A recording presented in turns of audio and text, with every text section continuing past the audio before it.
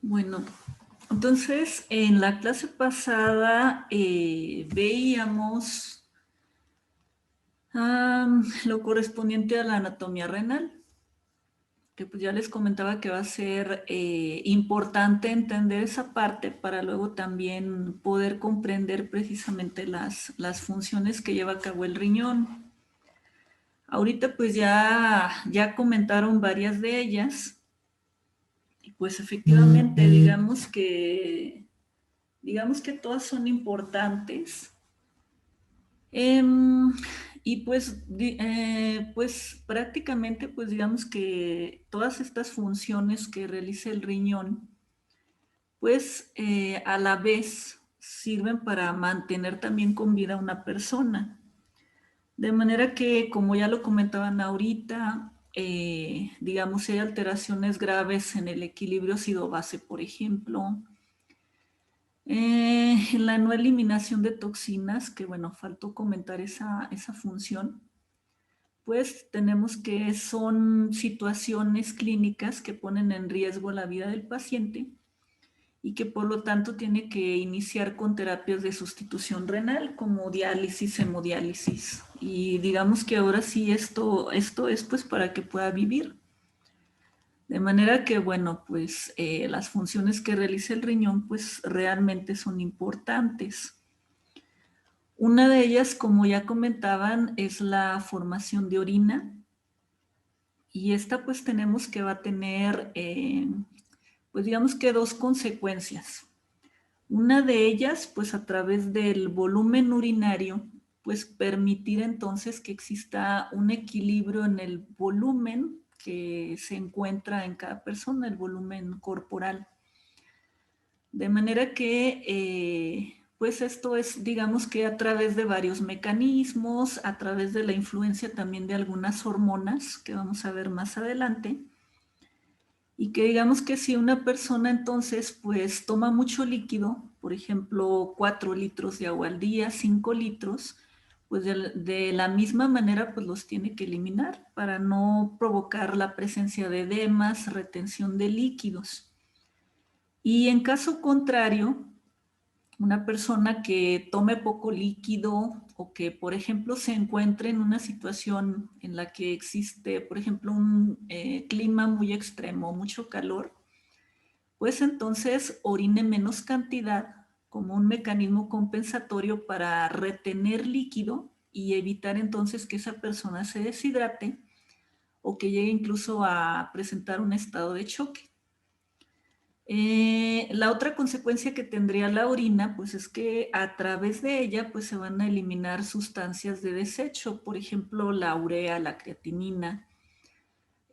Por otro lado, pues va a permitir que haya un equilibrio, digamos, en los solutos que deben de estar en el cuerpo, por ejemplo, el sodio, el potasio, y que idealmente se supone que debe ser un balance de cero. Por ejemplo, la cantidad de determinado soluto que consume una persona en la dieta, pues como que tiene que ser la misma que debe eliminarse por la orina, de manera que ese balance pues siempre se mantenga neutro y que entonces haya un equilibrio en el cuerpo. Precisamente lo que vamos a revisar el día de hoy es lo referente a la formación de orina. Y ya en la siguiente clase pues revisaremos el resto de las funciones, que pues ya comentaron también ahorita algunas, como son la regulación de la presión arterial, intervenir en la regulación del equilibrio ácido-base, en el pH, intervenir también en la regulación de solutos, por ejemplo de sodio, de potasio, que más en la producción de sangre a través de eritropoyetina, que es otra hormona aparte de la renina que se produce también en el riñón. Y bueno, les había faltado una, regular el metabolismo calcio-fósforo, que ese, bueno, pues también lo vamos a checar. Entonces, obviamente, conforme va avanzando, digamos, la etapa o el grado de daño renal, pues se van perdiendo estas funciones. Ya después, cuando veamos el tema de insuficiencia renal crónica, lo vamos a ver con más calma. Pero de manera que, digamos, En estadios tempranos, por ejemplo, el 1 y el 2, pudiese ser que nuestro paciente no tenga ninguna manifestación o quizás solamente algún grado de hipertensión arterial que tiende a ser leve, quizá algún grado de proteinuria. Pero, por ejemplo, ya en estados avanzados, estadio 4 y 5, pues tiende a haber elevación de urea, de creatinina, acidosis metabólica, elevación del potasio, y que digamos todas estas en conjunto, pues sí que pueden poner en riesgo la vida del paciente. Ya en su momento veremos pues qué intervención tenemos que hacer en cada una de las etapas de falla renal, precisamente para retrasar la progresión del daño y como que prevenir o tratar de evitar de que nuestro paciente llegue a requerir de diálisis. Entonces, si recordamos, pues tenemos que van a ser varias fases o varios, digamos, mecanismos que van a darse para que ocurra la formación de orina. Y en estos tenemos que, pues, en primer lugar, va a ser lo que es el filtrado glomerular. Posteriormente, a nivel de los túbulos renales, pues se van a dar, digamos que algunos cambios también de reabsorción, de secreción de tanto de líquido, de agua, como de solutos, para formar la orina y finalmente lo que es la excreción de la orina. Entonces, tendríamos 4 mecanismos, que en primer lugar sería el filtrado glomerular, luego la reabsorción tubular, posteriormente la secreción tubular y en último lugar la excreción urinaria. Sabemos que pues son grandes cantidades de plasma las que se tienen que filtrar, digamos que a nivel glomerular.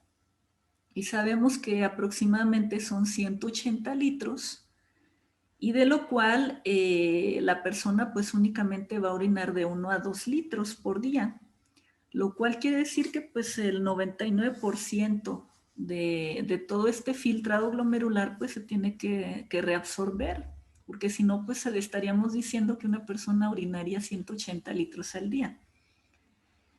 Entonces realmente son mecanismos muy complejos y pues digamos que ya que es una cantidad bastante grande de plasma que se tiene que filtrar a nivel del glomérulo, pues entonces el riñón va a requerir cantidades muy altas de sangre, digamos que para poder realizar esto, ¿verdad?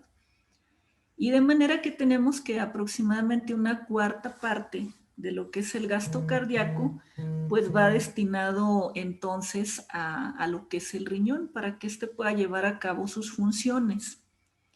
Y tenemos que entonces son aproximadamente 1200 mililitros por minuto, lo que debiese ser destinado al riñón. Si tomamos en cuenta un hematócrito normal, que sería del 45%, y digamos que estaríamos hablando entonces del flujo sanguíneo renal libre de células, tendríamos entonces el flujo plasmático renal, que es de 660 mililitros por minuto. También en esta gráfica, la que está a la izquierda, pues vemos que en los diferentes segmentos de la nefrona, desde lo que es la arteriola aferente hasta la arteriola eferente, que sería la entrada y la salida del glomérulo, pues tenemos que esa presión va cambiando, la presión hidrostática, la presión dentro del vaso. De manera que conforme va llegando a la arteriola eferente, pues va a ser menor. Esto digamos que pues también va a condicionar que entonces como que la resistencia que hace el órgano para la entrada de sangre pues sea relativamente bajo. Y digamos que también eso ayuda precisamente a que grandes cantidades de sangre pues entren al riñón y a su vez a las nefronas. Tenemos que una característica importante cuando hablamos del flujo sanguíneo renal es que la intensidad del flujo se mantiene constante y esto digamos que independiente de los valores de presión arterial. Por ejemplo, estos son mecanismos compensatorios. Si recordábamos las situaciones clínicas que comentábamos en un inicio, un paciente que está deshidratado, que está hipotenso, que a lo mejor tuvo quemaduras, tiene alguna hemorragia, tiene vómito, diarrea, digamos, toda aquella situación que pueda condicionar que llegue menos cantidad de sangre al riñón y que entonces pueda llevar a una insuficiencia renal aguda. Tenemos que entonces se deben de echar a andar mecanismos precisamente para que no decaiga la cantidad de sangre que llega a cada nefrona y con ello pues mantener, digamos, que el filtrado glomerular estable, que no disminuya y que por lo tanto no se cause daño renal agudo. Entonces, tenemos que, para explicar por qué, a pesar de que hay una presión baja, digamos que se mantiene ese flujo a nivel glomerular, pues existen tres teorías. La teoría miogénica, la de retroalimentación túbulo-glomerular y la teoría metabólica. Algo que hay que mencionar también, pues es de que estas son medidas fisiológicas con mecanismos compensatorios y que generalmente se da con niveles de presión arterial que van en un rango de 80 a 140 milímetros de mercurio.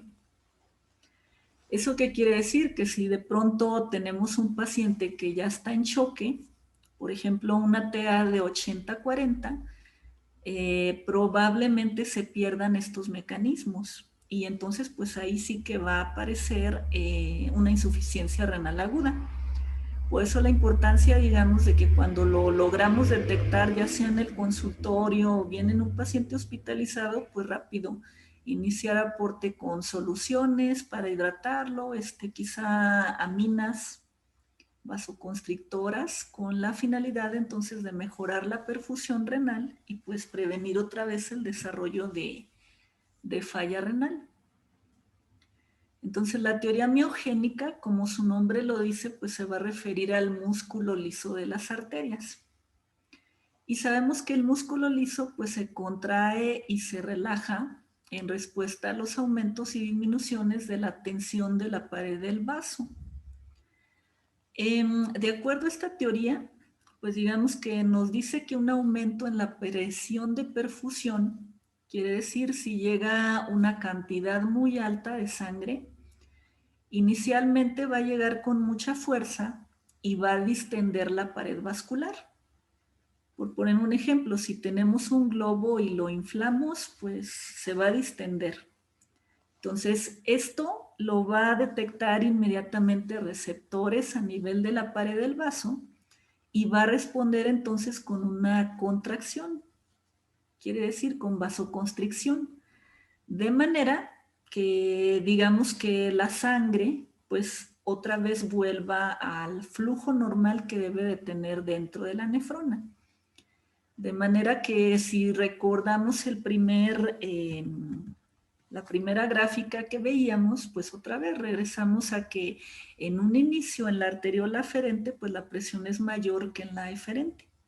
De manera que entonces se mantenga estable el flujo dentro de la nefrona y por lo tanto se mantenga estable también el filtrado glomerular. Entonces, eso sería referente a la teoría miogénica. En cuanto a la retroalimentación túbulo-glomerular, esta nos habla también de que si existe un aumento de la presión de perfusión, otra vez, suponiendo que llega una cantidad alta de sangre al riñón, y por lo tanto hay un aumento en la presión hidrostática de los capilares glomerulares y con un aumento en el filtrado glomerular. Tenemos que esto sería detectado entonces por las células de la mácula densa, que son las que comentábamos cuando hablamos de anatomía y que se encargan de producir hormonas como la renina. Entonces tenemos que, una vez que llegó mucha sangre a la nefrona, se detecta por la mácula densa, va a provocar entonces que haya liberación de renina y entonces esto va a llevar a una vasoconstricción, de manera que va a disminuir el flujo sanguíneo renal, la presión intracapilar y otra vez el filtrado glomerular para entonces mantener un equilibrio. La teoría metabólica, pues esta se basa en el consumo de oxígeno. Y esta nos dice entonces de que si llega a una cantidad muy alta de sangre al riñón, lógicamente va a haber mayor cantidad de oxígeno. Si hay una disminución en el aporte de sangre al riñón, pues entonces ocurre lo contrario y hay una disminución en la cantidad de oxígeno. En esta situación, pues tenemos que se provocaría isquemia, con lo cual, pues nuevamente se activan receptores que van a promover la liberación de sustancias vasodilatadoras, por ejemplo, óxido nítrico, prostaglandinas, y de manera que las resistencias renales vuelvan otra vez a la normalidad y entonces el flujo sanguíneo se mantenga normal. En caso contrario, suponiendo que llega mucha cantidad de sangre al riñón, mucha sangre a la nefrona, se producirían entonces en mayor cantidad sustancias vasoconstrictoras, con lo cual disminuiría entonces el flujo sanguíneo renal y otra vez para mantener el equilibrio. Entonces, nuevamente, estas son teorías, nada más, y pues la realidad es que se cree que todas deben de estar relacionadas entre sí y que todas pues deben de actuar como tal para permitir entonces que ese riñón se mantenga con un flujo sanguíneo, digamos que constante, eh, un flujo constante a nivel de la nefrona y de manera que el filtrado glomerular pues se mantenga estable. Entonces, básicamente hablaríamos de que las tres teorías pues llevan finalmente a producir sustancias ya sea vasodilatadoras o vasoconstrictoras, dependiendo de la situación clínica en la que se encuentre nuestro paciente. Entonces, el primer paso de la formación de orina, comentábamos que es la filtración glomerular. Y para esto, pues debemos de tener en cuenta 4 presiones que son necesarias entonces, digamos, para que la sangre pueda pasar a través del glomérulo entonces. Y aquí estaríamos hablando de 2 presiones hidrostáticas. Una que es a nivel del glomérulo, de los vasos del glomérulo, y otra que sería a nivel de la cápsula de Bowman. Y la presión oncótica, que esta estaría dada por las proteínas y que también a su vez va a depender una, digamos, del glomérulo y otra de la cápsula de Bowman.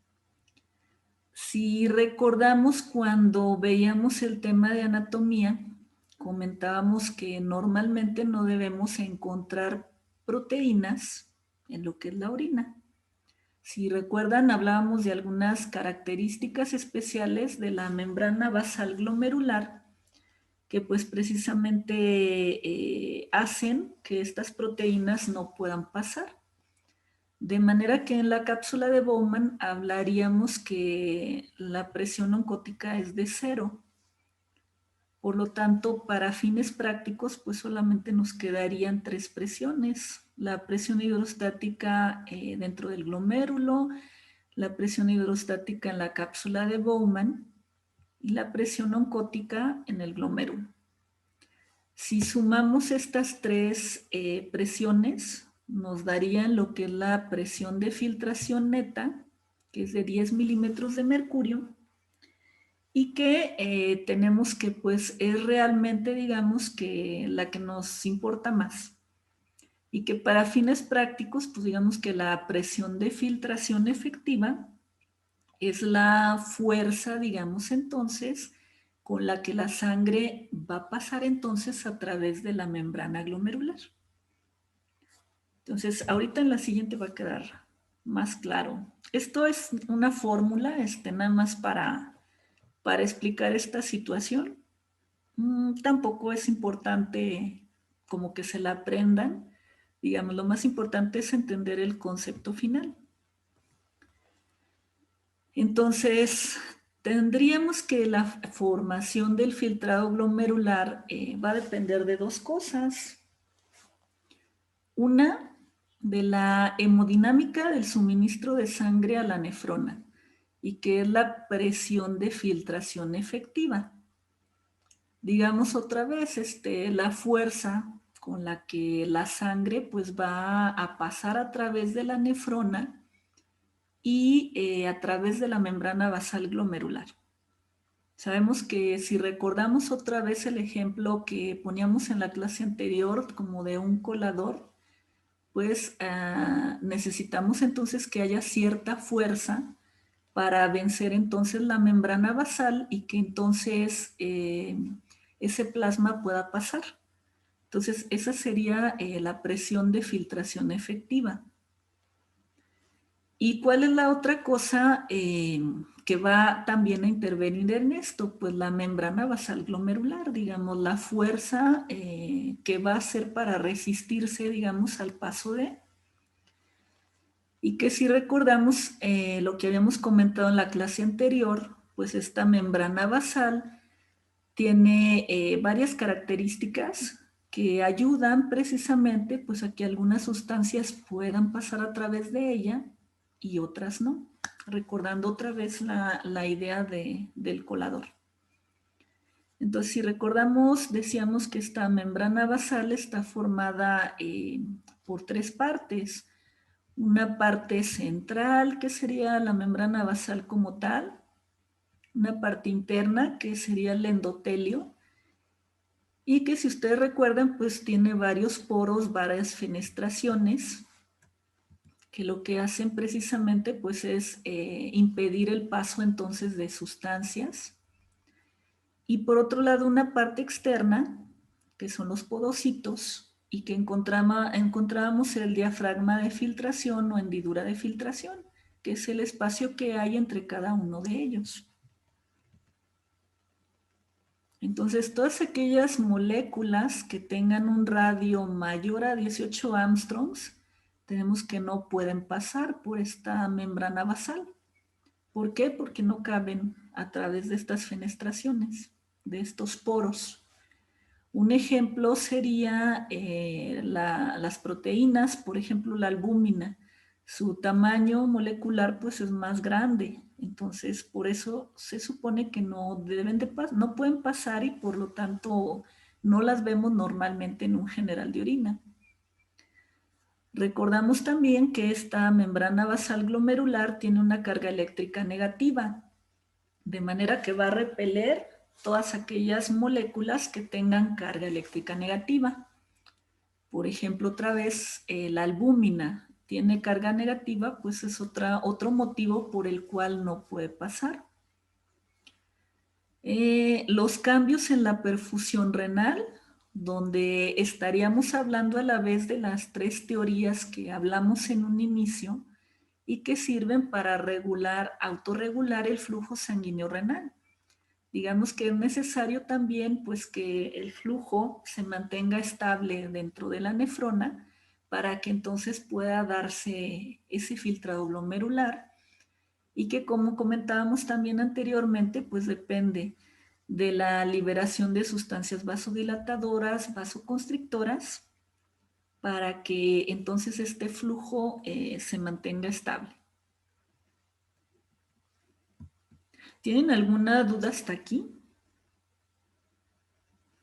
Quizá, digamos, lo más importante hasta esta parte sería recordar los procesos que intervienen para la formación de orina. Filtrado glomerular, reabsorción tubular, secreción tubular y excreción. Y recordar que para lo que es el filtrado glomerular, pues requerimos de dos cosas principalmente. Una de la superficie de la membrana glomerular, donde lo que se espera pues es de que pase líquido y algunas sustancias y otras pues no deban de pasar por las propiedades que tiene esta membrana. Y segundo, pues resumiendo, digamos que la presión de filtración efectiva, presión de filtración neta, que es el suministro de sangre a la nefrona para que se pueda dar finalmente este filtrado glomerular, Y recordar que pues el riñón tiene por sí mismo mecanismos compensatorios, las 3 teorías que hablábamos en un inicio, para permitir entonces que el flujo se mantenga siempre estable. Digamos, no es necesario que se aprendan los valores de las presiones, las fórmulas. Quizá esto sería como que lo más importante. No sé si tengan alguna duda hasta aquí. No, doctora. Muy bien. Bueno, entonces la medición del filtrado glomerular sirve mucho. Si calculamos nosotros la tasa de filtrado glomerular, indirectamente nos da, digamos que la función renal, cuánto está trabajando nuestro riñón, los riñones de nuestro paciente. Y para esto, pues tenemos lo que es la teoría del aclaramiento renal. ¿Esta teoría a qué se refiere? Pues básicamente nos habla de que si nosotros tenemos una sustancia que inyectemos, por ejemplo, en nuestro paciente y que esa sustancia se filtre al 100%, pero aparte que a nivel de los túbulos, pues digamos, no sufra reabsorción ni secreción, de manera que se elimine igual al 100%. Quiere decir, inyectas un medicamento y a la hora que lo medimos en la orina, pues debe ser eliminado al 100%. Entonces, si de pronto vemos que no se eliminó al 100%, por ejemplo, fue un 70%, pues podríamos entonces indirectamente calcular qué tanto es lo que funcionan los riñones. Entonces, la sustancia que más, digamos, se asemeja a esto o que puede probar esto, pues es la inulina, que es un polisacárido vegetal y que la ventaja pues es precisamente de que de que se filtra al 100% y no sufre ningún cambio a nivel tubular, no se reabsorbe, no se secreta, de manera que se elimina al 100%. Aquí, ¿cuál es la desventaja de medir la inulina? De que tenemos que estarla infundiendo constantemente en nuestro paciente. De manera que pues tendríamos que canalizarlo, tendríamos que estarlo infundiendo continuamente durante 24 horas. Esa es una desventaja y por otro lado que pues es difícil también conseguir la inulina. De manera que entonces pues se ideó una sustancia que el paciente esté formando de forma endógena continuamente y que sufra muy pocos cambios, digamos que a nivel tanto del glomérulo como de los túbulos. Y esta sustancia pues tenemos que es la creatinina.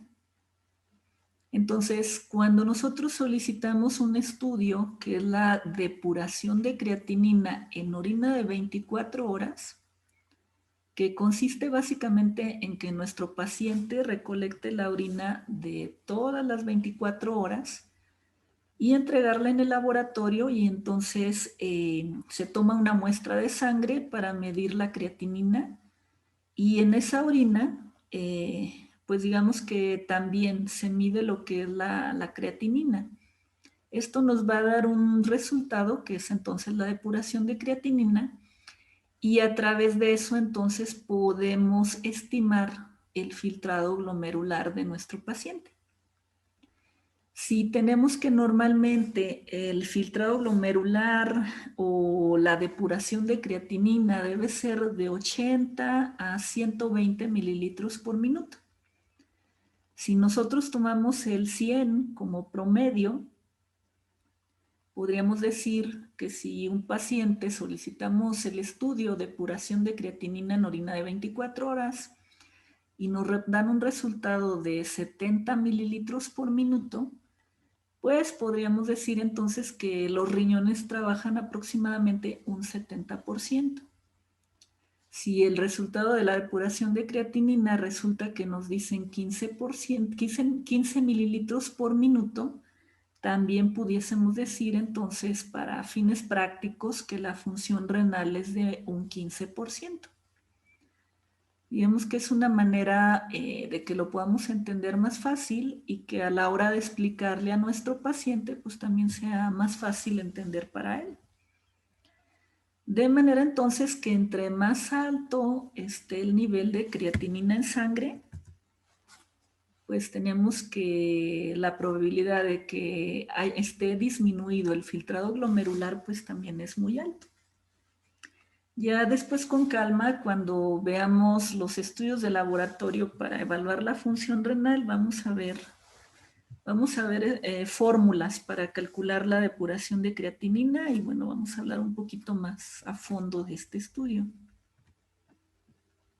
Entonces ya comentábamos que el primer paso para la formación de orina pues es la filtración glomerular. Y posteriormente tenemos que, por cambios en lo que son las presiones hidrostáticas, en la presión de sangre dentro de los vasos, pues digamos que el líquido que ya se obtuvo después de la filtración glomerular va a pasar entonces al túbulo contorneado proximal. Y ya en todo este sistema subtubular pues van a ocurrir otros mecanismos donde encontramos reabsorción y secreción tanto de solutos como de agua y que va a estar influenciado también por algunas hormonas para finalmente pues excretar la orina. En primer lugar, hablando de reabsorción tubular, tenemos que para que una sustancia se reabsorba, pues primero debe ser transportada. Y esto pues va a ser, en primer lugar, de las membranas del epitelio tubular hasta el líquido del intersticio renal. Y posteriormente del intersticio renal a la sangre. Y para poder transportar entonces ya sea líquido, agua o sean solutos, pues vamos a encontrar diferentes tipos de transporte, algunos activos, otros pasivos. Lógicamente, cuando hablamos de transporte activo, pues estamos hablando de que se requiere energía, se requiere ATP. Entonces, en el caso del transporte activo primario, pues tenemos que se refiere al movimiento de un soluto en contra de un gradiente electroquímico. Y ya que esto pues implica de un gran trabajo, pues estamos hablando que va a requerir de hidrólisis de ATP, de formación de energía. Y esto sucedería para las bombas ATPasa de sodio-potasio, hidrógeno, hidrógeno-potasio y calcio. El transporte activo secundario, este se refiere a que dos o más sustancias se ponen en contacto con una determinada proteína de la membrana y ambas atraviesan juntas la membrana. Por ejemplo, vamos a poner el ejemplo del sodio. El sodio requiere un transporte activo primario.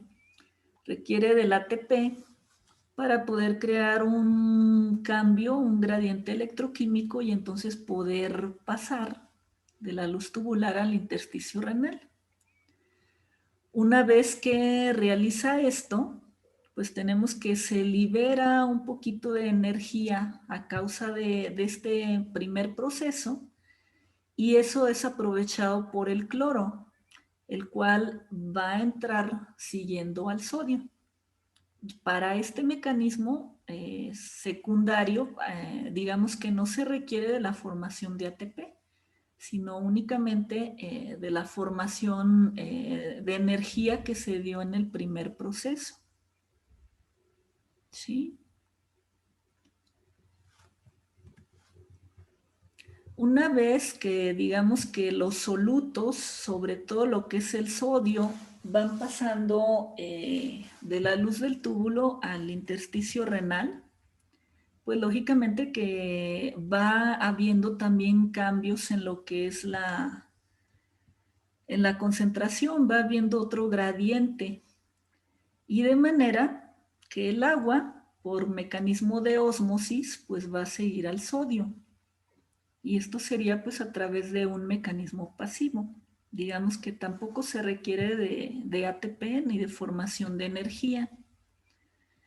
Y como regla general, pues digamos que cada vez que pase sodio hacia algún lugar, pues va a ir seguido de reabsorción también de agua. De hecho, ese mecanismo pues lo vamos a estar viendo como que con mucha frecuencia siempre que hablemos de la formación de orina, en el caso del riñón. Cuando vean algún efecto, no sé, de algún medicamento o por ejemplo por hormonas, por ejemplo hablando de la aldosterona, eh, incluso pues de fármacos. Siempre que haya reabsorción de sodio, forzosamente va a tener que ser seguido de reabsorción de agua. Y bueno, nuevamente, aparte del agua, pues tenemos que también se transportan otros iones, otra vez por esos cambios que hay en los gradientes de concentración. Aquí en este caso hablamos también de que el sodio, pues también sabemos que tiene una carga eléctrica positiva. Entonces, conforme va pasando del túbulo a lo que es el intersticio renal, pues digamos que va aumentando entonces la carga eléctrica positiva fuera del túbulo. Entonces, esto también permite que haya paso de otros solutos, por ejemplo, del cloro, de la urea, que igual cuando veamos también el mecanismo de contracorriente, pues lo vamos a entender mejor. Bueno, todos esos mecanismos, ¿para qué sirven? Esto es lo más importante. La reabsorción es la mayor parte, tanto de solutos como de agua, se da en el túbulo proximal. Y aquí tenemos que es de aproximadamente el 65%. Y tenemos que esto se da porque el tipo de células que hay en este segmento, en el túbulo contorneado proximal, pues tiene una mayor cantidad de mitocondrias. Si recordamos, pues las mitocondrias son precisamente las encargadas de producir energía y ya veíamos que pues para realizar los transportes activos primarios pues se requiere precisamente de ATP, de energía. Entonces, esta es la zona de los túbulos o del sistema tubular donde hay más mitocondrias. Precisamente por eso, pues es como que donde se dan más estos procesos y por lo tanto hay más reabsorción.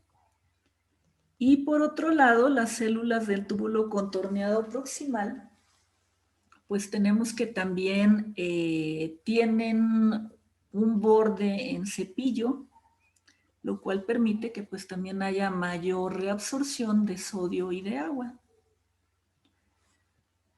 Luego tenemos otras partes del sistema tubular que comentamos en la clase anterior, donde el túbulo contorneado proximal se continúa con lo que es el asa de Henle, donde podríamos distinguir tres porciones. La parte descendente, que es delgada, la parte ascendente, que se divide en dos ramas, delgada y gruesa. Luego se continúa con el túbulo contorneado distal y finalmente con el conducto colector. Y este conducto colector, si recordamos también en la clase pasada, aquí al final estaría desembocando en una papila renal a través del área cribosa para entonces eliminar la orina. Aquí hablando de estos segmentos delgados, tanto el descendente como el ascendente del asa de Henle, pues como el nombre indica, prácticamente no hay células. Digamos, a diferencia de acá, que hablábamos que hay muchas mitocondrias, que esas células tienen una gran superficie en cepillo, digamos, para reabsorber, pues en los segmentos delgados no lo hay. De manera que aquí pues prácticamente no se reabsorben solutos. Más bien lo que se reabsorbe es agua. De manera que cuando veamos la concentración y dilución urinaria, pues estos segmentos digamos que serían muy importantes a la hora de diluir la orina. ¿Por qué? Porque se va a estar reabsorbiendo gran cantidad de agua. Ya en lo que es la rama gruesa del asa de Henle, pues al igual que en el conducto, el túbulo contorneado proximal, pues nuevamente vuelve a haber otra vez algo de células con mitocondrias, vuelve a haber otra vez células que tienen borde en cepillo, con lo cual pues tenemos que la absorción de solutos llega a ser hasta de un 20%. Y en el túbulo contorneado colector, tenemos que aquí básicamente la importancia de este segmento pues es de que actúan hormonas, por ejemplo la aldosterona, la vasopresina, para decidir finalmente, digamos, la concentración referente a qué tanto va a contener, por ejemplo, de sodio, de potasio, y a la vez el volumen urinario. Quiere decir, si esa persona va a estar orinando grandes volúmenes o bien si va a estar orinando pocas cantidades, otra vez dependiendo de la condición clínica de cada paciente, si existe deshidratación, si hay sobrehidratación, y nuevamente para mantener un equilibrio en el cuerpo. Y bueno, algo importante también es que en lo que es la rama gruesa del asa de Henle, hay reabsorción también de lo que es urea, y en el túbulo colector tenemos que aquí ya es impermeable a la urea, pero sí permeable a sodio o potasio, que como ya les comentaba, pues va a estar regulado por hormonas. Igual estos mecanismos los vamos a revisar con más calma en la siguiente clase, que es donde vamos a hablar precisamente de concentración y dilución urinaria, del mecanismo de contracorriente, que es para hablar de la reabsorción de la urea y eliminación de urea, y el resto de las funciones.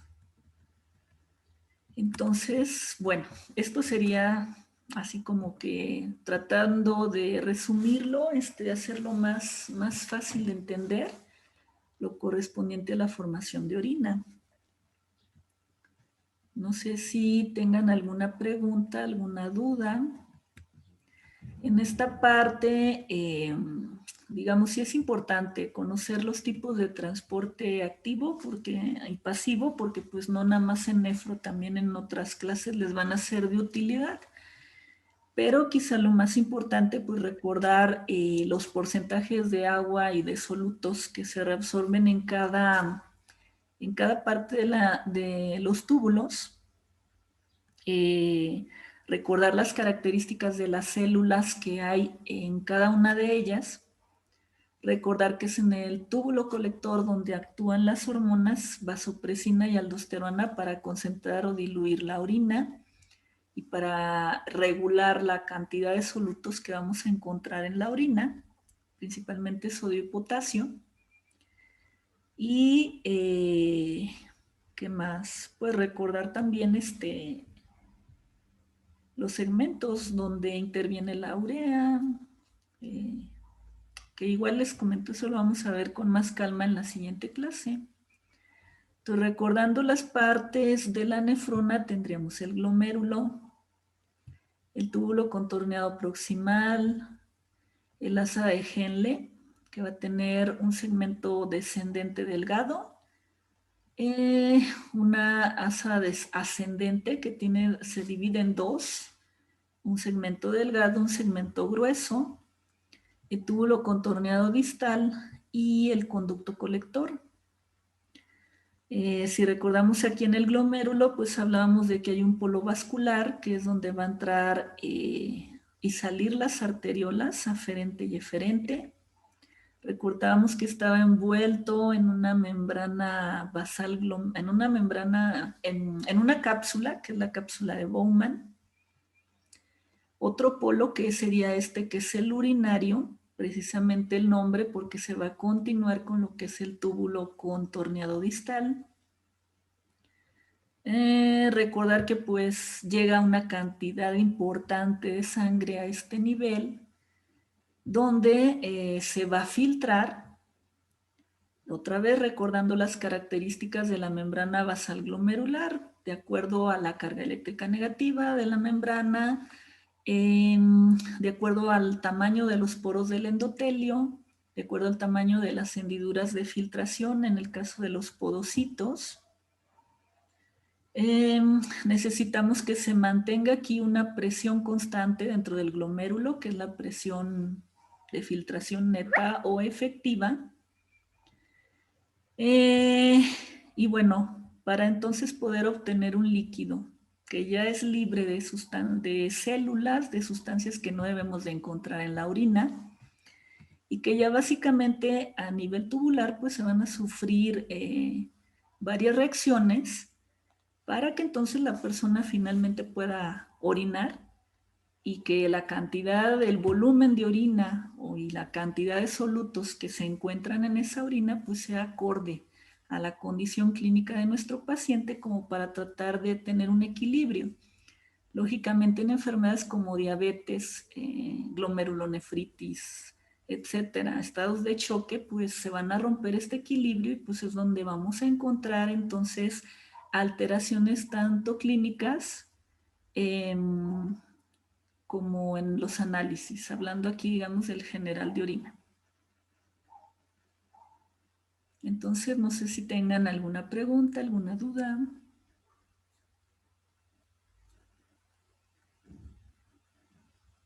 Gerardo Daniel, te veo preocupada.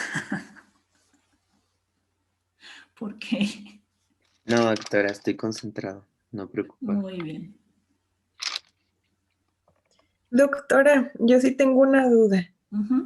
Entonces, en total se va a reabsorber el 85%. El 99%. Es que, bueno, es que estaba notando que, por ejemplo, en el contorneado distal se reabsorbía el 20%. Bueno, es el 65%, en NASA déjenle el 20% y el resto ya sería en túbulo contorneado distal y colector. Ah, ok. De hecho, Muy bien, doctor. les comento, esto lo vamos a ver ya un poco más detallado, ahora que veamos concentración y dilución urinaria. Ya para ver con más calma cómo actúan las hormonas en todo esto, aldosterona, la antidiurética, el mecanismo de contracorriente que también es muy importante para entender cómo se da la reabsorción de agua y de urea. Ok, doctora, gracias.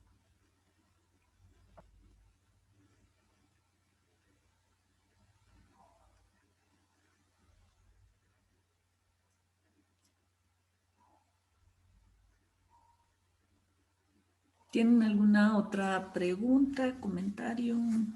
Yo tengo una duda de lo de la presión de filtración neta.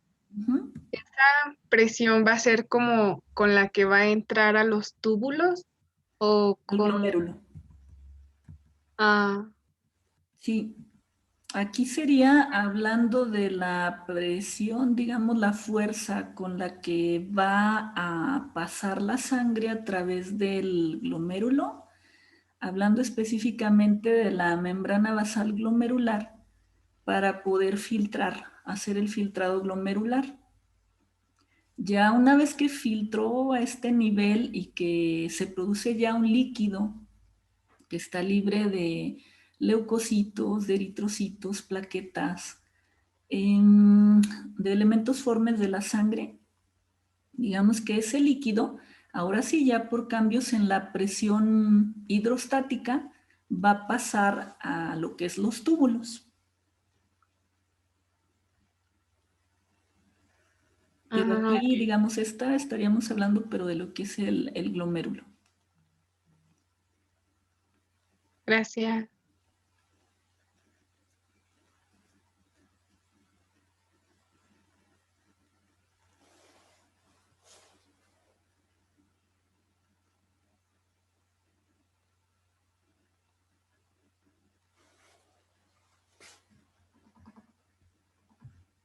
¿Tienen alguna otra pregunta?